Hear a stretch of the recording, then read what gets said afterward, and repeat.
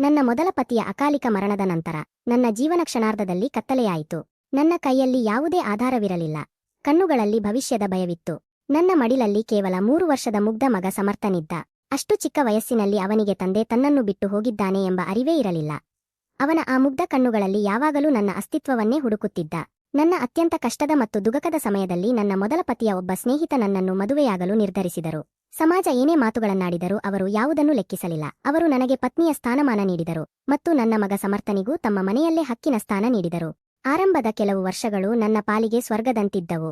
ಅವರು ಸಮರ್ಥನಿಗೆ ಎಂದಿಗೂ ಮಲತಂದೆಯ ಭಾವನೆ ಬರಲು ಬಿಡಲಿಲ್ಲ. ಅವನನ್ನು ಮುದ್ದಾಡುವುದು, ಭುಜದ ಮೇಲೆ ಕೂರಿಸಿಕೊಂಡು ತಿರುಗುವುದು, ಅವನ ಪ್ರತಿಯೊಂದು ಹಠವನ್ನು ತಮ್ಮದೇ ಎಂದು ಭಾವಿಸುವುದು, ಇವೆಲ್ಲವನ್ನೂ ಅವರು ಸಂತೋಷದಿಂದ ಮಾಡುತ್ತಿದ್ದರು. ನಾನು ಮನಸ್ಸಿನಲ್ಲಿ ದೇವರಿಗೆ ಕೃತಜ್ಞತೆ ಸಲ್ಲಿಸುತ್ತಿದ್ದೆ.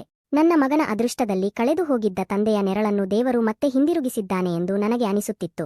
ಮನೆಯ ವಾತಾವರಣ ಶಾಂತವಾಗಿತ್ತು. ಎಲ್ಲರೂ ಸಂತೋಷವಾಗಿದ್ದರು. ಆದರೆ ವಿಧಿಯ ಮನಸ್ಸಿನಲ್ಲಿ ಬೇರೆಯದೇನೋ ಬರೆಯಲ್ಪಟ್ಟಿತ್ತು. ಮದುವೆಯಾದ 5 ವರ್ಷಗಳ ನಂತರ ನಾನು ಗರ್ಭಿಣಿಯಾದೆ. ನಮ್ಮ ಮನೆಗೆ ಹೊಸ ಜೀವಿಯ ಆಗಮನವಾಯಿತು. ನಾವು ಅವನಿಗೆ ಆರವ್ ಎಂದು ಹೆಸರಿಟ್ಟೆವು. ಆರವ್ ಹುಟ್ಟಿದಾಗ ಮನೆಯಲ್ಲಿ ಸಂತೋಷದ ಹೊಳೆ ಹರಿಯಿತು. ಆದರೆ ಆ ಸಂತೋಷದ ನೆರಳಿನಲ್ಲಿ ನನ್ನ ಮೊದಲ ಮಗನ ಭವಿಷ್ಯ ನಿಧಾನವಾಗಿ ಕತ್ತಲೆಯಾಗತೊಡಗಿತು. ನನ್ನ ಪತಿಯ ಸಂಪೂರ್ಣ ಗಮನ ನಿಧಾನವಾಗಿ ಸಮರ್ಥನಿಂದ ದೂರವಾಗಿ ಆರವ್ ಕಡೆಗೆ ತಿರುಗತೊಡಗಿತು. ದಿನದಿಂದ ದಿನಕ್ಕೆ ಅವರ ವರ್ತನೆಯಲ್ಲಿ ವಿಚಿತ್ರ ಬದಲಾವಣೆ ಕಾಣಿಸತೊಡಗಿತು. ಆರವ್ನನ್ನು ಹೊಗಳುವಾಗ ಸಮರ್ಥನ ಅಸ್ತಿತ್ವವೇ ಅವರಿಗೆ ಕಿರಿಕಿರಿ ಉಂಟುಮಾಡತೊಡಗಿತು.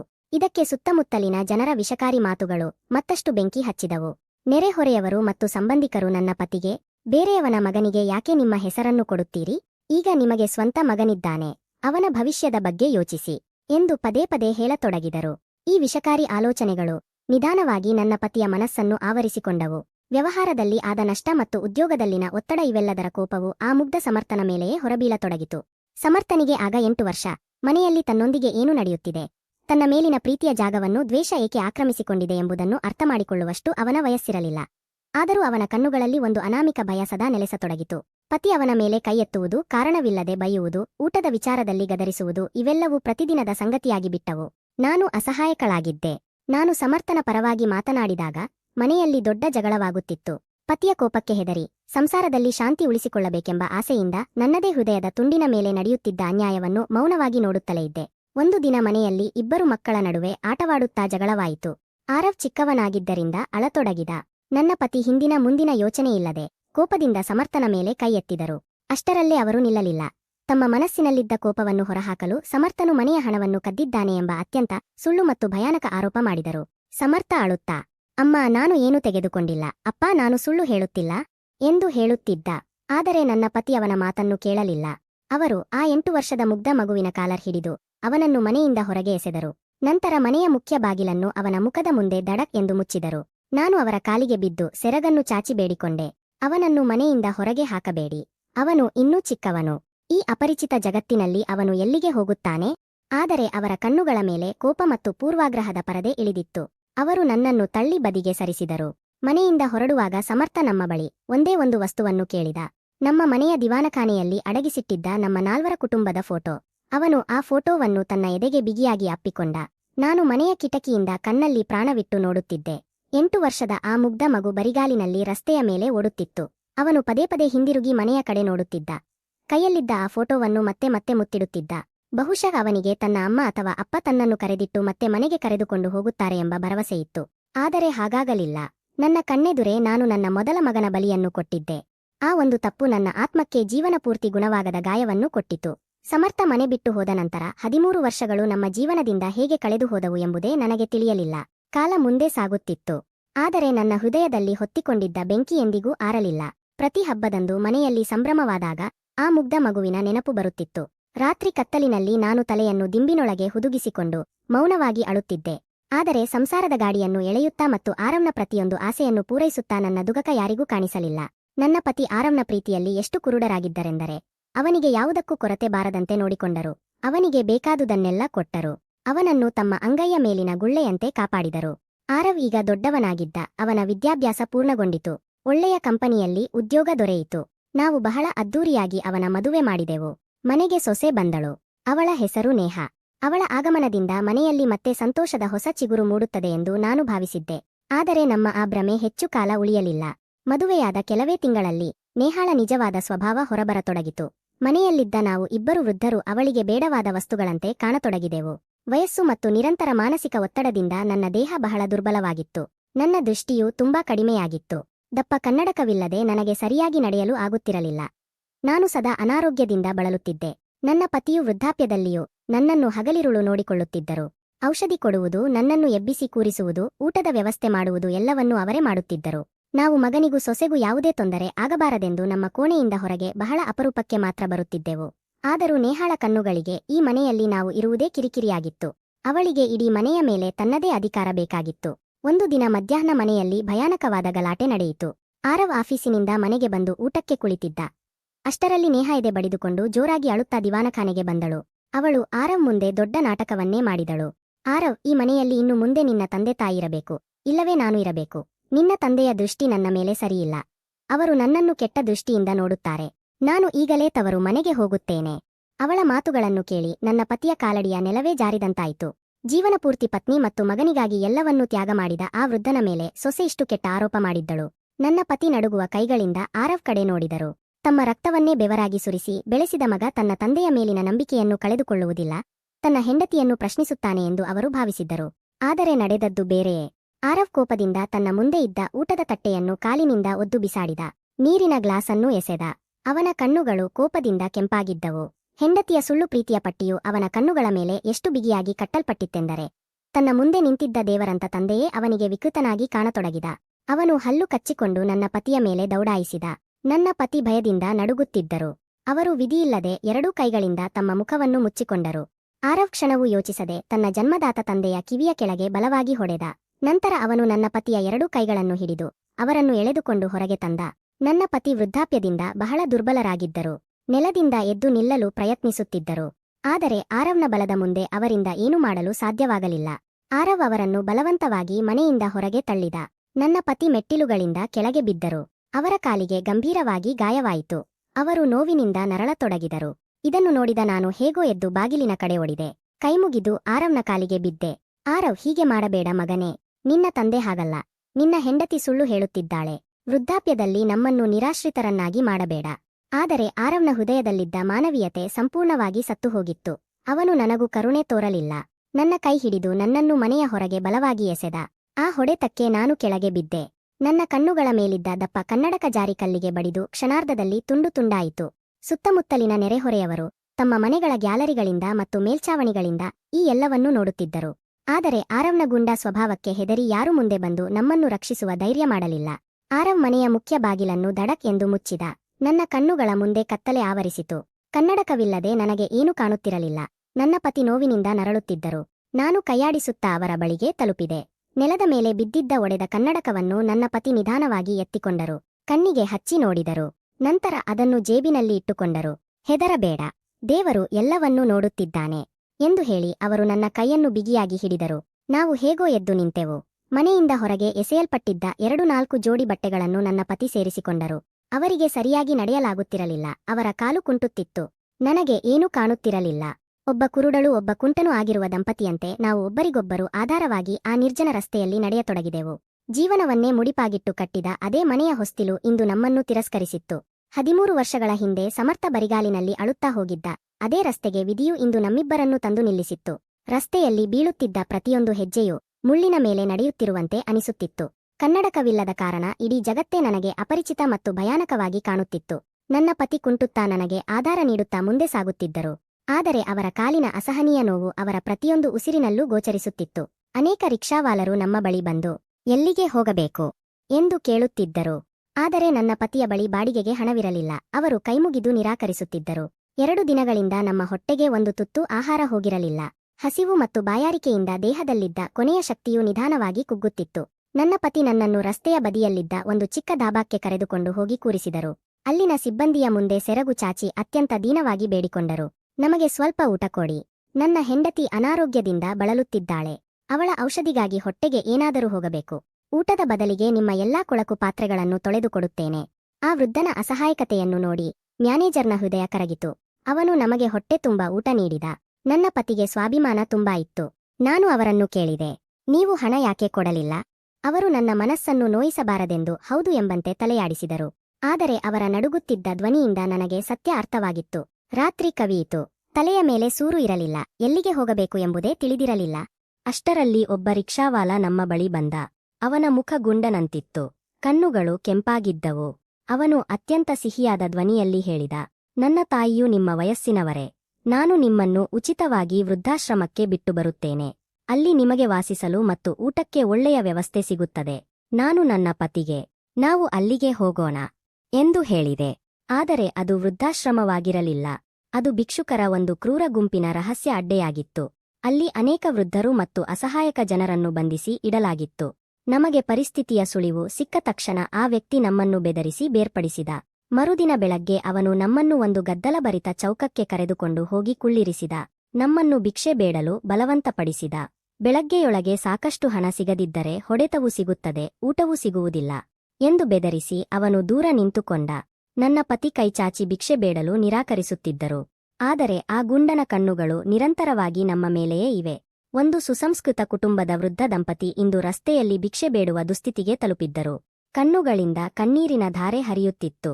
ಮಧ್ಯಾಹ್ನದ ಉರಿಯುವ ಬಿಸಿಲಿನಲ್ಲಿ ಅಚಾನಕ್ ನಮ್ಮ ಮುಂದೆ ಒಂದು ಬಣ್ಣದ ಐಷಾರಾಮಿ ಮರ್ಸಿಡಿಸ್ ಕಾರು ಬಂದು ನಿಂತಿತು. ನನಗೆ ಸ್ಪಷ್ಟವಾಗಿ ಕಾಣುತ್ತಿರಲಿಲ್ಲ. ಬಿಳಿ ಬಟ್ಟೆ ಧರಿಸಿದ್ದ ಒಬ್ಬ ವ್ಯಕ್ತಿ ಕಾರಿನಿಂದ ಕೆಳಗಿಳಿಯುತ್ತಿರುವುದು ಮಾತ್ರ ಕಾಣಿಸಿತು. ಅವನು ನಮ್ಮ ಕಡೆ ಬಂದ. ನನ್ನ ಪತಿ ಭಿಕ್ಷೆ ಸಿಗಬಹುದೆಂಬ ಆಶೆಯಿಂದ ಕೈ ಚಾಚಿದರು. ಆದರೆ ಆ ವ್ಯಕ್ತಿ ಹಣ ಕೊಡುವ ಬದಲು ನನ್ನ ಪತಿಯ ನಡುಗುತ್ತಿದ್ದ ಕೈಯನ್ನು ತನ್ನ ಎರಡೂ ಕೈಗಳಿಂದ ಬಿಗಿಯಾಗಿ ಹಿಡಿದ. ಅಪ್ಪಾ, ಉಮ್ಮ, ನೀವು ಈ ಸ್ಥಿತಿಯಲ್ಲಿ ಎಂದು ಆ ಯುವಕ ಗದ್ಗದಿತನಾಗಿ ಅಳತೊಡಗಿದ. ಅವನ ಧ್ವನಿ ನನಗೆ ಪರಿಚಿತವಾಗಿತ್ತು. ಆ ಅಪರಿಚಿತನಂತೆ ಕಾಣುತ್ತಿದ್ದ ವ್ಯಕ್ತಿ ನನ್ನ ಪತಿಯ ಕಾಲಿಗೆ ಬಿದ್ದು ಅವರ ಕೈಗಳಿಗೆ ಮುತ್ತಿಡತೊಡಗಿದ. ಆ ದೃಶ್ಯವನ್ನು ನೋಡಿ ನನ್ನ ಜೀವ ನಡುಗಿತು. ನಾನು ಕೈಯಾಡಿಸುತ್ತಾ ನನ್ನ ಪತಿಯ ಕೈ ಹಿಡಿದು ಕೇಳಿದೆ, ಇವರು ಯಾರು? ಆ ರಿಕ್ಷಾವಾಲ ಮತ್ತೆ ನಮಗೆ ತೊಂದರೆ ಕೊಡಲು ಬಂದಿದ್ದಾನೆಯೇ? ಅಷ್ಟರಲ್ಲಿ ನನ್ನ ಪತಿ ನಡುಗುವ ಧ್ವನಿಯಲ್ಲಿ ನನ್ನ ಕಿವಿಯಲ್ಲಿ ಹೇಳಿದರು, ಇವನು ಬೇರೆ ಯಾರೂ ಅಲ್ಲ, ನಮ್ಮ ಸಮರ್ಥ. ಸಮರ್ಥ.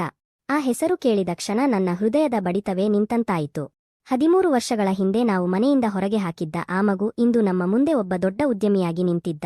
ನಾನು ಗಾಳಿಯಲ್ಲಿ ಕೈಯಾಡಿಸುತ್ತಾ ಅವನನ್ನು ಹುಡುಕತೊಡಗಿದೆ. ಅವನ ಅಸ್ತಿತ್ವದ ಸ್ಪರ್ಶ ಸಿಕ್ಕ ತಕ್ಷಣ ನಾನು ಅವನನ್ನು ಬಿಗಿಯಾಗಿ ಅಪ್ಪಿಕೊಂಡೆ. ನಾವು ಇಬ್ಬರೂ ರಸ್ತೆಯ ಬದಿಯಲ್ಲಿ ಕುಳಿತು ಅಳುತ್ತಾ ನಮ್ಮ ಮನಸ್ಸಿನ ಭಾರವನ್ನು ಹೊರಹಾಕಿದೆವು. ಅಷ್ಟರಲ್ಲಿ ಆ ರಿಕ್ಷಾವಾಲ ಗುಂಡ ಸಮರ್ಥನ ಕಡೆಗೆ ಓಡಿಬಂದ. ನೀನು ಇವರೊಂದಿಗೆ ಏನು ಮಾತನಾಡುತ್ತಿದ್ದೀಯಾ? ಬದಿಗೆ ಹೋಗು. ಆದರೆ ಸಮರ್ಥ ಕ್ಷಣಾರ್ಧದಲ್ಲಿ ಆ ಗುಂಡನನ್ನು ನೆಲಕ್ಕುರುಳಿಸಿದ. ಸ್ವಲ್ಪ ಸಮಯದಲ್ಲೇ ಸಮರ್ಥನ ಭದ್ರತಾ ಸಿಬ್ಬಂದಿ ಮತ್ತು ಪೊಲೀಸರು ಅಲ್ಲಿಗೆ ಬಂದು ಆ ಗುಂಡರನ್ನೆಲ್ಲ ಬಂಧಿಸಿ ಕೈಕಡಿಗಳನ್ನು ಹಾಕಿದರು. ನಾವು ಸಮರ್ಥನಿಗೆ ಹೇಳಿದೆವು, ನಿನ್ನ ಮೇಲೆ ಸುಳ್ಳು ಆರೋಪ ಮಾಡಿ ನಿನ್ನನ್ನು ಮನೆಯಿಂದ ಹೊರಗೆ ಹಾಕಿದ್ದೆವು. ಇಂದು ನಿನ್ನ ಮುಖ ನೋಡುವ ಅರ್ಹತೆಯೂ ನಮಗಿಲ್ಲ. ನಾವು ನಿನ್ನ ಮನೆಗೆ ಬರಲು ಸಾಧ್ಯವಿಲ್ಲ. ಇದನ್ನು ಕೇಳಿದ ಸಮರ್ಥ ಕೈಮುಗಿದು ಹೇಳಿದ, ಅಪ್ಪ, ನೀವು ನನ್ನನ್ನು ಮನೆಯಿಂದ ಹೊರಗೆ ಹಾಕಿದ ದಿನವೇ ನಾನು ನಿಮ್ಮನ್ನು ಮನಸ್ಸಿನಲ್ಲಿ ಕ್ಷಮಿಸಿದ್ದೆ. ನಿಮ್ಮ ಆ ನಿರ್ಧಾರದಿಂದಲೇ ನಾನು ನನ್ನ ಸ್ವಂತ ಕಾಲಿನ ಮೇಲೆ ನಿಲ್ಲಲು ಸಾಧ್ಯವಾಯಿತು. ದಯವಿಟ್ಟು ನನಗೆ ನಿಮ್ಮ ಸೇವೆ ಮಾಡುವ ಅವಕಾಶ ನೀಡಿ. ಸಮರ್ಥ ನಮ್ಮನ್ನು ಪ್ರೀತಿಯಿಂದ ಕಾರಿನಲ್ಲಿ ಕೂರಿಸಿಕೊಂಡ. ದಾರಿಯಲ್ಲಿ ಅವನು ಕಾರನ್ನು ನಿಲ್ಲಿಸಿ ನನ್ನ ಒಡೆದ ಕನ್ನಡಕವನ್ನು ತಕ್ಷಣವೇ ಸರಿಪಡಿಸಿ ತಂದ. 13 ವರ್ಷಗಳ ನಂತರ ನಾನು ಮತ್ತೆ ಆ ಕನ್ನಡಕದ ಮೂಲಕ ನೋಡಿದಾಗ ನನ್ನ ಮುಂದೆ ನನ್ನ ಚಿಕ್ಕ ಸಮರ್ಥನ ಬದಲು ಒಬ್ಬ ಯಶಸ್ವಿ, ಸಂಸ್ಕಾರವಂತ ಮತ್ತು ಪ್ರೀತಿಯ ಪುರುಷ ನಿಂತಿದ್ದ. ಕಾರಿನಲ್ಲಿ ಕುಳಿತ ಕ್ಷಣದಿಂದ ಅವನ ಅರಮನೆಯಂತಿರುವ ಮನೆಗೆ ಕಾಲಿಡುವವರೆಗೆ ನನ್ನ ಕಣ್ಣುಗಳು ಸಂತೋಷ ಮತ್ತು ಆಶ್ಚರ್ಯದಿಂದ ತುಂಬಿದ್ದವು. ಕಾರು ಬಾಗಿಲು ತೆರೆದಾಗ ನನ್ನ ಮುಂದೆ ಭವ್ಯವಾದ ಸುಂದರ ಬಂಗಲೆ ಕಾಣಿಸಿತು. ಕಾರಿನಿಂದ ಇಳಿಯುವಾಗ ಸಮರ್ಥ ಸ್ವತಃ ಮುಂದೆ ಬಂದು ನನ್ನ ಕೈ ಹಿಡಿದ. ಇನ್ನೊಂದು ಕೈಯಿಂದ ನನ್ನ ಪತಿಗೆ ಆಧಾರ ನೀಡಿದ. ಯಾವ ಕೈಗಳಿಂದ ನಾವು ಅವನನ್ನು ವರ್ಷಗಳ ಹಿಂದೆ ಮನೆಯಿಂದ ಹೊರಗೆ ತಳ್ಳಿದ್ದೇವೋ ಅದೇ ಕೈಗಳು ಇಂದು ನಮ್ಮ ವೃದ್ಧಾಪ್ಯದ ಊರುಗೋಲಾಗಿ ನಮ್ಮನ್ನು ಹಿಡಿದು ನಿಲ್ಲಿಸುತ್ತಿದ್ದವು. ಹೊಸ್ತಿಲಿಗೆ ಬಂದಾಗ ಒಬ್ಬ ಅತ್ಯಂತ ಸುಂದರ, ಸೌಮ್ಯ ಮತ್ತು ವಿನಯಶೀಲ ಯುವತಿ ನಮ್ಮನ್ನು ಸ್ವಾಗತಿಸಿದಳು. ಅವಳು ಸಮರ್ಥನ ಪತ್ನಿ. ಸಮರ್ಥ ಅವಳನ್ನು ನಮಗೆ ಪರಿಚಯಿಸಿದ ತಕ್ಷಣ ಅವಳು ಕ್ಷಣವೂ ವಿಳಂಬ ಮಾಡದೆ ನಮ್ಮಿಬ್ಬರ ಕಾಲಿಗೆ ಬಿದ್ದು ನಮಸ್ಕರಿಸಿದಳು. ಅವಳ ಕಣ್ಣುಗಳಲ್ಲಿ ಯಾವುದೇ ಅನುಮಾನ ಅಥವಾ ಅಸಹ್ಯ ಇರಲಿಲ್ಲ. ಬದಲಿಗೆ ಅಪಾರ ಗೌರವ ಮತ್ತು ಆತ್ಮೀಯತೆ ತುಂಬಿತ್ತು.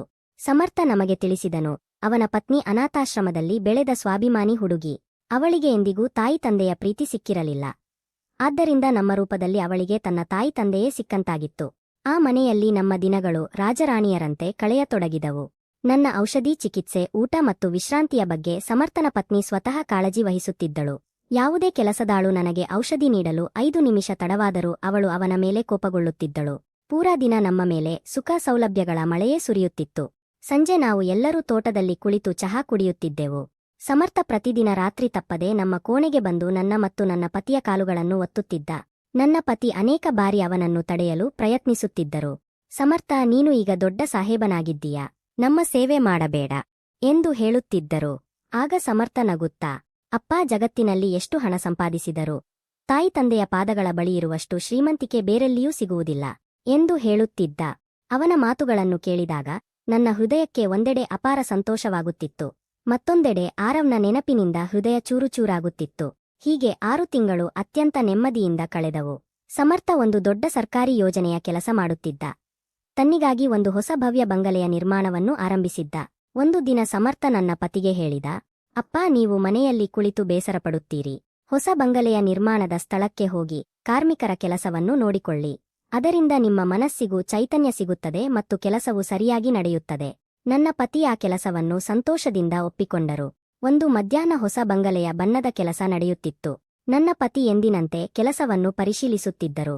ಬಿದಿರಿನ ಏಣಿಯ ಮೇಲೆ ಒಬ್ಬ ಯುವ ಕಾರ್ಮಿಕ ನಿಂತು ಅತ್ಯಂತ ಕೊಳಕು ಬಣ್ಣದಿಂದ ಮಸಕಾದ ಬಟ್ಟೆಗಳಲ್ಲಿ ಗೋಡೆಗೆ ಬಣ್ಣ ಹಚ್ಚುತ್ತಿದ್ದ. ಅವನ ದೇಹ ಸೊರಗಿತ್ತು. ತಲೆಯ ಮೇಲಿನ ಅರ್ಧಕ್ಕಿಂತ ಹೆಚ್ಚು ಕೂದಲು ಉದುರಿ ಹೋಗಿತ್ತು. ಮುಖದ ಮೇಲೆ ಹಲವು ವರ್ಷಗಳ ಆಯಾಸ ಮತ್ತು ಹಸಿವು ಸ್ಪಷ್ಟವಾಗಿ ಕಾಣಿಸುತ್ತಿತ್ತು. ನನ್ನ ಪತಿ ಆ ಕಾರ್ಮಿಕನನ್ನು ಗಮನದಿಂದ ನೋಡಿದರು. ಅವನು ಎತ್ತರದಲ್ಲಿ ಕೆಲಸ ಮಾಡುವಾಗ ನಡುಗುತ್ತಿದ್ದ, ಏಕೆಂದರೆ ಅವನಿಗೆ ಎತ್ತರದ ಬಗ್ಗೆ ಅಪಾರ ಭಯವಿತ್ತು. ಚಿಕ್ಕವನಿದ್ದಾಗಲೂ ಅವನಿಗೆ ಎತ್ತರದ ತೊಟ್ಟಿಲಿನಲ್ಲಿ ಕುಳಿತುಕೊಳ್ಳಲು ಭಯವಾಗುತ್ತಿತ್ತು. ನನ್ನ ಪತಿಗೆ ಅದು ನೆನಪಾಯಿತು. ತಮ್ಮ ಮನೆಯನ್ನು ಅವರು ಎಂದಿಗೂ 2 ಮಹಡಿಗಿಂತ ಎತ್ತರವಾಗಿ ಕಟ್ಟಿರಲಿಲ್ಲ. ಆದರೆ ಅದೇ ಮಗು ಇಂದು ಹೊಟ್ಟೆಯ ಹಸಿವಿಗಾಗಿ 3 ಮಹಡಿ ಎತ್ತರದ ಏಣಿಯ ಮೇಲೆ ನಡುಗುವ ಕೈಗಳಿಂದ ಬಣ್ಣ ಹಚ್ಚುತ್ತಿತ್ತು. ಆ ಕಾರ್ಮಿಕ ಬೇರೆ ಯಾರೂ ಅಲ್ಲ, ನಮ್ಮ ಆರವ್. ನನ್ನ ಪತಿಯ ಬಾಯಿಂದ ಒಂದು ಆಕ್ರಂದನ ಹೊರಬಿತ್ತು. ಆರವ್! ಆ ಧ್ವನಿ ಕೇಳುತ್ತಿದ್ದಂತೆ ಆರವ್ ಕೆಳಗೆ ನೋಡಿದ. ತಂದೆಯನ್ನು ನೋಡಿದ ಕ್ಷಣ ಅವನ ಕೈಯಲ್ಲಿದ್ದ ಬಣ್ಣದ ಡಬ್ಬಿ ಕೆಳಗೆ ಬಿತ್ತು. ಅವನು ತಕ್ಷಣ ಕೆಳಗೆ ಇಳಿದ. ಬಣ್ಣದಿಂದ ಮಸಕಾದ ನೆಲದ ಮೇಲೆ ಮೊಣಕಾಲೂರಿ ನನ್ನ ಪತಿಯ ಕಾಲಿಗೆ ತಲೆಯಿಟ್ಟು ಬಿಕ್ಕಿ ಬಿಕ್ಕಿ ಅಳತೊಡಗಿದ. ಬಾಬಾ, ನನ್ನನ್ನು ಕ್ಷಮಿಸಿ. ನಾನು ನಿಮ್ಮ ಜೀವನವನ್ನೇ ಹಾಳು ಮಾಡಿದೆ. ನಾನು ನಿಮ್ಮನ್ನು ಕಾಲಿನಿಂದ ಒದ್ದೆ. ನಾನು ನಿಮಗೆ ಮಾಡಿದ ಅನ್ಯಾಯದ ಫಲವೇ ಇಂದು ನಾನು ರಸ್ತೆಗೆ ಬಂದು ಕೂಲಿ ಕೆಲಸ ಮಾಡುತ್ತಿರುವುದು. ಆರವ್ ಜೋರಾಗಿ ಅಳುತ್ತಿದ್ದ. ನನ್ನ ಪತಿ ಅವನ ಭುಜ ಹಿಡಿದು ಮೇಲಕ್ಕೆ ಎಬ್ಬಿಸಿ ನಡುಗುವ ಧ್ವನಿಯಲ್ಲಿ ಕೇಳಿದರು, ಆರವ್ ಬಾಳ, ನಿನ್ನ ಈ ಸ್ಥಿತಿ ಹೇಗೆ ಆಯಿತು? ಸೊಸೆ ಎಲ್ಲಿದ್ದಾಳೆ? ನಿನ್ನ ಮಕ್ಕಳು ಎಲ್ಲಿದ್ದಾರೆ? ಆರವ್ ಎದೆ ಬಡಿದುಕೊಂಡು ಹೇಳಿದ, ಬಾಬಾ, ನೇಹ ನನ್ನ ಪ್ರೀತಿ ಮತ್ತು ನಂಬಿಕೆಯನ್ನು ದುರುಪಯೋಗಪಡಿಸಿಕೊಂಡಳು. ಸಿಹಿಯಾಗಿ ಮಾತನಾಡಿ ಮನೆಯ ಎಲ್ಲಾ ಆಸ್ತಿ ಮತ್ತು ನನ್ನ ಬ್ಯಾಂಕ್ ಖಾತೆಗಳನ್ನು ತನ್ನ ಹೆಸರಿಗೆ ಮಾಡಿಕೊಂಡಳು. ನಂತರ ಒಂದು ದಿನ ನನ್ನನ್ನೇ ಮನೆಯಿಂದ ಹೊರಗೆ ಹಾಕಿ ತನ್ನ ಹಳೆಯ ಪ್ರಿಯಕರನೊಂದಿಗೆ ಎಲ್ಲಾ ಆಸ್ತಿಯನ್ನು ತೆಗೆದುಕೊಂಡು ಓಡಿಹೋದಳು. ಇಂದು ನನ್ನ ಬಳಿ 2 ಹೊತ್ತಿನ ಊಟಕ್ಕೂ ಹಣವಿಲ್ಲ. ನನ್ನ ಮುಗ್ಧ ಮಕ್ಕಳ ಹೊಟ್ಟೆ ತುಂಬಿಸಲು ನಾನು ಇಲ್ಲಿ ಕೂಲಿ ಕೆಲಸ ಮಾಡುತ್ತಿದ್ದೇನೆ. ಬಾಬಾ, ನನ್ನನ್ನು ಕ್ಷಮಿಸಿ. ನಾನು ನಿಮ್ಮ ಚಾರಿತ್ರ್ಯದ ಮೇಲೆ ಅನುಮಾನಪಟ್ಟೆ. ಆದರೆ ಕೊನೆಗೆ ತಪ್ಪಿತಸ್ಥಳಾಗಿದ್ದು ಅವಳೇ. ಅಷ್ಟರಲ್ಲಿ ಸಮರ್ಥ ಕಾರಿನಲ್ಲಿ ಅಲ್ಲಿಗೆ ಬಂದ. ಆರವ್ನ ಈ ಸ್ಥಿತಿಯನ್ನು ಮತ್ತು ಅವನ ಅಳುವನ್ನು ಕೇಳಿ ಸಮರ್ಥ ಮುಂದೆ ಬಂದ. ಆರವ್ ನಾಚಿಕೆ ಮತ್ತು ಭಯದಿಂದ ಮುಖ ಮುಚ್ಚಿಕೊಳ್ಳತೊಡಗಿದ. ಆದರೆ ಸಮರ್ಥ ಮನಸ್ಸಿನಲ್ಲಿ ಯಾವುದೇ ಕೋಪವನ್ನಿಟ್ಟುಕೊಳ್ಳದೆ ನೇರವಾಗಿ ಮುಂದೆ ಹೋಗಿ ಆರವ್ನನ್ನು ತನ್ನ ಅಪ್ಪುಗೆಯಲ್ಲಿ ಸೇರಿಸಿಕೊಂಡ. ಆರವ್, ನೀನು ನನ್ನ ಚಿಕ್ಕ ಸಹೋದರ. ಬಾಲ್ಯದ ಜಗಳಗಳು ಮತ್ತು ಹಳೆಯ ತಪ್ಪುಗಳನ್ನು ಈಗ ಮರೆತುಬಿಡು. ಇಂದು ನಾನು ನಿನ್ನನ್ನು ಕೈಮುಗಿದು ಕೇಳಿಕೊಳ್ಳುತ್ತೇನೆ. ನೀನು ಮನೆಗೆ ವಾಪಸ್ ಬಾ. ದೇವರ ದಯೆಯಿಂದ ನನ್ನ ಬಳಿ ಎಲ್ಲವೂ ಇದೆ. ಆದರೆ ನನಗೆ ಸ್ವಂತ ಮಕ್ಕಳಿಲ್ಲ. ನಿನ್ನ ಮಕ್ಕಳನ್ನು ನನ್ನ ಜವಾಬ್ದಾರಿಗೆ ಒಪ್ಪಿಸು. ನಾನು ಅವರನ್ನು ನನ್ನ ಪ್ರಾಣಕ್ಕಿಂತಲೂ ಹೆಚ್ಚು ಕಾಪಾಡುತ್ತೇನೆ. ನೀನು ಕೂಡ ನಮ್ಮೊಂದಿಗೆ ಒಂದೇ ಸೂರಿನಡಿ ಸಂತೋಷದಿಂದ ಬಾಳು. ಇಬ್ಬರು ಸಹೋದರರ ಆ ಅಪ್ಪುಗೆಯನ್ನು ನೋಡಿ ಅಲ್ಲಿ ಇದ್ದ ಕಾರ್ಮಿಕರು ಮತ್ತು ನನ್ನ ಪತಿಯೆಲ್ಲರ ಕಣ್ಣುಗಳು ಕಣ್ಣೀರಿನಿಂದ ತುಂಬಿದವು. ಯಾವ ಸಹೋದರನು ಒಮ್ಮೆ ಇನ್ನೊಬ್ಬ ಸಹೋದರನ ಹಕ್ಕನ್ನು ಕಸಿದುಕೊಂಡಿದ್ದನೋ ಅದೇ ಸಹೋದರನಿಗೆ ಇಂದು ಆ ಇನ್ನೊಬ್ಬ ಸಹೋದರ ಆಧಾರವಾಗಿದ್ದ. ಕರ್ಮದ ಚಕ್ರ ಪೂರ್ಣಗೊಂಡಿತ್ತು. ಆದರೆ ಸಮರ್ಥನ ದೊಡ್ಡ ಹೃದಯವು ಚದುರಿ ಹೋಗಿದ್ದ ಆ ಕುಟುಂಬವನ್ನು ಮತ್ತೆ ಪ್ರೀತಿಯ ದಾರದಲ್ಲಿ ಒಂದಾಗಿಸಿತು. ಆ ದಿನ ಸಮರ್ಥ ಆರವ್ ಮತ್ತು ಅವನ 2 ಮುಗ್ಧ ಮಕ್ಕಳನ್ನು ತನ್ನ ಕಾರಿನಲ್ಲಿ ಕೂರಿಸಿಕೊಂಡು ಮನೆಗೆ ಕರೆದುಕೊಂಡು ಬಂದ. ಹೊಸ್ತಿಲಿನ ಮೇಲೆ ಆರವ್ ಕಾಲಿಟ್ಟಾಗ ಅವನ ಕಾಲುಗಳು ನಡುಗುತ್ತಿದ್ದವು. ಅವನು ನಿಧಾನವಾಗಿ ನನ್ನ ಕಡೆ ಬಂದ. ನನ್ನ ಕಣ್ಣುಗಳ ಮೇಲೆ ಕನ್ನಡಕವಿದ್ದರು. ಕಣ್ಣೀರಿನ ಮಂಜಿನಿಂದ ಅವನ ಆಕೃತಿ ನಡುಗುತ್ತಿರುವಂತೆ ಕಾಣುತ್ತಿತ್ತು. ಆರವ್ ನನ್ನನ್ನು ನೋಡಿದ ತಕ್ಷಣ ನನ್ನ ಕಾಲಿಗೆ ಬಿದ್ದು ಅಳುತ್ತಾ ಹೇಳಿದ, ಅಮ್ಮ, ನನ್ನನ್ನು ಕ್ಷಮಿಸು. ನಾನು ನಿನ್ನ ಅಪರಾಧಿ. ಯಾವ ಕೈಗಳಿಂದ ನೀನು ನನಗೆ ಅನ್ನ ತಿನ್ನಿಸಿದ್ದೆಯೋ ಅದೇ ಕೈಗಳಿಂದ ನಾನು ನಿನ್ನನ್ನು ಮನೆಯಿಂದ ಹೊರಗೆ ಹಾಕಿದೆ. ನೇಹಾಳ ಮಾತಿಗೆ ಮರುಳಾಗಿ ನಾನು ದೇವರಂತಿದ್ದ ನನ್ನ ತಂದೆಯ ಮೇಲೆ ಕೈ ಎತ್ತಿದೆ. ನನಗೆ ಬದುಕುವ ಯಾವುದೇ ಹಕ್ಕಿಲ್ಲ. ಅವನ ಮಾತುಗಳನ್ನು ಕೇಳಿ ಒಬ್ಬ ತಾಯಿಯ ಹೃದಯ ಪೀಡನೆಯಿಂದ ಒಡೆದು ಹೋಯಿತು. ಕೊನೆಗೂ ಅವನು ನನ್ನ ಗರ್ಭದಿಂದ ಹುಟ್ಟಿದ ಮಗನೇ ಆಗಿದ್ದ. ನಾನು ಅವನನ್ನು ಎಬ್ಬಿಸಿ ನನ್ನ ಎದೆಗೆ ಬಿಗಿಯಾಗಿ ಅಪ್ಪಿಕೊಂಡೆ. ನಮ್ಮಿಬ್ಬರ ಕಣ್ಣೀರಿನೊಂದಿಗೆ ಆ ಮನೆಯಲ್ಲಿದ್ದ ಹಲವು ವರ್ಷಗಳ ಕಹಿತನ ತೊಳೆದು ಹೋಯಿತು. ಸಮರ್ಥನ ಪತ್ನಿ ಆರವ್ನ 2 ಮಕ್ಕಳನ್ನು ತನ್ನ ಬಳಿಗೆ ಕರೆದುಕೊಂಡಳು. ಅವರನ್ನು ಮಮತೆಯಿಂದ ಮಡಿಲಲ್ಲಿ ಕೂರಿಸಿ ಊಟ ಮಾಡಿಸಿದಳು. ಆ ಒಂದು ಕ್ಷಣದಲ್ಲಿ ಮನೆಯ ಹಳೆಯ ಗಾಯಗಳ ಮೇಲೆ ಪ್ರೀತಿಯ ಮುಲಾಮು ಹಚ್ಚಿದಂತಾಯಿತು. ಆದರೆ ವಿಧಿಯು ಆರವ್ನ ಪಾಲಿಗೆ ಇನ್ನೊಂದು ಲೆಕ್ಕ ಬರೆದಿತ್ತು. ಮನೆಗೆ ಮರಳಿ ಬಂದ ನಂತರವೂ ಆರವ್ನ ಮನಸ್ಸಿನ ಪಶ್ಚಾತ್ತಾಪ ಕಡಿಮೆಯಾಗಲಿಲ್ಲ. ಅವನು ಇಡೀ ದಿನ ಒಬ್ಬನೇ ಮೌನವಾಗಿ ಕುಳಿತುಕೊಳ್ಳುತ್ತಿದ್ದ. ತನ್ನ ಕೈಗಳನ್ನು ನೋಡುತ್ತಾ ಗಂಟೆಗಟ್ಟಲೆ ಅಳುತ್ತಿದ್ದ. ನಾವು ಎಲ್ಲರೂ ಅವನಿಗೆ ಧೈರ್ಯ ತುಂಬಲು ಬಹಳ ಪ್ರಯತ್ನಿಸಿದೆವು. ಸಮರ್ಥ ಅವನಿಗೆ ಹೇಳಿದ, ಆರವ್, ನೀನು ಮತ್ತೆ ವ್ಯವಹಾರ ಪ್ರಾರಂಭಿಸು. ನಾನು ನಿನಗೆ ಸಂಪೂರ್ಣ ಸಹಾಯ ಮಾಡುತ್ತೇನೆ. ಮತ್ತೆ ಮದುವೆಯಾಗು ಮತ್ತು ಹೊಸ ಜೀವನವನ್ನು ಕಟ್ಟಿಕೊಳ್ಳು. ಆದರೆ ಆರವ್ ಕೈಮುಗಿದು ನಿರಾಕರಿಸಿದ. ನೇಹ ಮಾಡಿದ ದ್ರೋಹ ಮತ್ತು ತನ್ನ ಕೈಯಿಂದಲೇ ತಾಯಿ ತಂದೆಯ ಮೇಲೆ ಮಾಡಿದ ಅನ್ಯಾಯ ಅವನ ಆತ್ಮವನ್ನು ಒಳಗಿನಿಂದಲೇ ಕೊರೆದು ಹಾಕಿತ್ತು. ಒಂದು ದಿನ ಬೆಳಗ್ಗೆ ಆರವ್ ಎಂದಿನಂತೆ ಬೇಗ ಎದ್ದಿರಲಿಲ್ಲ. ಸಮರ್ಥ ಅವನನ್ನು ಎಬ್ಬಿಸಲು ಹೋದಾಗ ಆರವ್ ಶಾಂತವಾಗಿ ಮಲಗಿದ್ದ. ಅಷ್ಟು ಶಾಂತವಾಗಿ ಅವನು ಮತ್ತೆಂದಿಗೂ ಕಣ್ಣು ತೆರೆಯದಷ್ಟು ತೀವ್ರವಾದ ಪಶ್ಚಾತ್ತಾಪದ ಆಘಾತದಿಂದ ಅವನ ಹೃದಯದ ಬಡಿತ ನಿದ್ದೆಯಲ್ಲಿಯೇ ನಿಂತು ಹೋಗಿತ್ತು. ಮನೆಯಲ್ಲಿ ಒಂದೇ ಒಂದು ಆಕ್ರಂದನ ಮೊಳಗಿತು. ಯಾರಿಗಾಗಿ ನಾವು ಇಷ್ಟೆಲ್ಲಾ ಮಾಡಿದ್ದೇವೋ ಆ ಮಗನೇ ಇಂದು ನಮ್ಮನ್ನು ಶಾಶ್ವತವಾಗಿ ಬಿಟ್ಟು ಹೋಗಿದ್ದ. ನನ್ನ ಪತಿಯ ಧೈರ್ಯವೇ ಕುಸಿದು ಹೋಯಿತು. ಅವರು ಗೋಡೆಗೆ ಒರಗಿಕೊಂಡು ಶೂನ್ಯವಾಗಿ ಕುಳಿತಿದ್ದರು. ನನ್ನ ಹೃದಯದ ಒಂದು ತುಂಡೇ ಕಳೆದು ಹೋದಂತಾಗಿತ್ತು. ನಾನು ಆರವ್ನ ಮೃತದೇಹದ ಬಳಿ ತಲೆ ಬಡಿದುಕೊಂಡು ಅಳುತ್ತಿದ್ದೆ. ಅವನ ಅಂತ್ಯಕ್ರಿಯೆಯ ಸಮಯ ಬಂತು. ಮಗನ ಪಾರ್ಥಿವ ದೇಹವನ್ನು ಮನೆಯಿಂದ ಹೊರಗೆ ಕೊಂಡೊಯ್ಯುವಾಗ ನನ್ನ ಎದೆಯಲ್ಲಿ ಏಕಾಏಕಿ ಭಯಾನಕ ನೋವು ಎದ್ದಿತು. ಒಬ್ಬ ತಾಯಿಗೆ ತನ್ನ ರಕ್ತದ ಮಗನ ಶಾಶ್ವತ ವಿರಹವನ್ನು ಸಹಿಸಲು ಸಾಧ್ಯವಾಗಲಿಲ್ಲ. ನನ್ನ ಕಣ್ಣುಗಳ ಮುಂದೆ ಕತ್ತಲೆ ಆವರಿಸಿತು. ನಾನು ನೆಲಕ್ಕೆ ಕುಸಿದೆ. ಕೆಲವೇ ಕ್ಷಣಗಳಲ್ಲಿ ನನ್ನ ಪ್ರಾಣವು ದೇಹವನ್ನು ತೊರೆಯಲು ಸಿದ್ಧವಾಗಿರುವುದನ್ನು ಅರಿತುಕೊಂಡೆ. ನಡುಗುವ ಕೈಯಿಂದ ಸಮರ್ಥನ ಕೈ ಹಿಡಿದೆ. ಅವನ ಕಣ್ಣುಗಳಿಂದ ಕಣ್ಣೀರು ಧಾರೆಯಾಗಿ ಹರಿಯುತ್ತಿತ್ತು. ಸಮರ್ಥ, ನನ್ನ ಚಿನ್ನ, ನಾನು ನಿನ್ನನ್ನು ಚಿಕ್ಕವನಿದ್ದಾಗ ಸರಿಯಾಗಿ ನೋಡಿಕೊಳ್ಳಲು ಸಾಧ್ಯವಾಗಲಿಲ್ಲ. ನಿನ್ನ ಮೇಲೆ ನಡೆದ ಅನ್ಯಾಯಕ್ಕೆ ನಾನು ಮೂಕ ಸಾಕ್ಷಿಯಾಗಿದ್ದೆ. ಆದರೆ ಇಂದು ನೀನು ನಮ್ಮ ಇಡೀ ಕುಟುಂಬವನ್ನು ಕಾಪಾಡಿದ್ದೀಯಾ. ನನ್ನ ಆರವ್ನ ಅನಾಥ ಮಕ್ಕಳನ್ನು ಎಂದಿಗೂ ದೂರ ಮಾಡಬೇಡ ಮಗನೇ. ಸಮರ್ಥ ನನ್ನ ಎರಡೂ ಕೈಗಳನ್ನು ತನ್ನ ತಲೆಯ ಮೇಲೆ ಇಟ್ಟುಕೊಂಡು ಅಳುತ್ತಾ ಹೇಳಿದ, ಅಮ್ಮ, ನೀವು ಯಾವುದೇ ಚಿಂತೆಯನ್ನು ಮಾಡಬೇಡಿ. ನಾನು ನಿಮ್ಮ ಮಗನಷ್ಟೇ ಅಲ್ಲ, ಅವರಿಗೂ ತಂದೆಯಾಗಿರುತ್ತೇನೆ. ನನ್ನ ದೇಹದಲ್ಲಿ ಉಸಿರು ಇರುವವರೆಗೂ ಅವರಿಗೆ ಯಾವುದೇ ಕೊರತೆಯಾಗಲು ಬಿಡುವುದಿಲ್ಲ. ಅವನ ಆ ಮಾತುಗಳು ನನ್ನ ಆತ್ಮಕ್ಕೆ ಅಪಾರ ಶಾಂತಿಯನ್ನು ನೀಡಿದವು. ನನ್ನ ಪತಿಯ ಕೈಯನ್ನು ಕೈಯಲ್ಲಿ ಹಿಡಿದು ನಾನು ನನ್ನ ಕೊನೆಯ ಉಸಿರನ್ನು ಬಿಟ್ಟೆ. ಈ ಜಗತ್ತಿಗೆ ವಿದಾಯ ಹೇಳಿದೆ. ಇಂದು ನಾನು ಈ ಲೋಕದಲ್ಲಿ ಇಲ್ಲದಿದ್ದರೂ ಸ್ವರ್ಗದಿಂದ ನೋಡುತ್ತಿರುವಾಗ ನನಗೆ ಒಂದು ದೃಶ್ಯ ಕಾಣುತ್ತದೆ. ನನ್ನ ವೃದ್ಧ ಪತಿ ಸಮರ್ಥನ ಮಮತೆಯ ನೆರಳಿನಲ್ಲಿ ತಮ್ಮ ಉಳಿದ ಜೀವನವನ್ನು ಶಾಂತಿಯಿಂದ ಕಳೆಯುತ್ತಿದ್ದಾರೆ. ಆರವ್ನ ಮಕ್ಕಳು ಸಮರ್ಥನನ್ನೇ ತಮ್ಮ ನಿಜವಾದ ತಂದೆಯೆಂದು ಭಾವಿಸುತ್ತಿದ್ದಾರೆ. ಸಮರ್ಥನ ಪತ್ನಿ ಅವರನ್ನು ಸ್ವಂತ ಮಕ್ಕಳಂತೆ ಪ್ರೀತಿಯಿಂದ ನೋಡಿಕೊಳ್ಳುತ್ತಿದ್ದಾಳೆ. ಕರ್ಮದ ನ್ಯಾಯ ಎಂದಿಗೂ ತಪ್ಪುವುದಿಲ್ಲ. ರಕ್ತದ ಸಂಬಂಧವಿದ್ದರೂ ಆರವ್ ತನ್ನ ಕೃತ್ಯಗಳ ಫಲವನ್ನು ಅನುಭವಿಸಿದ.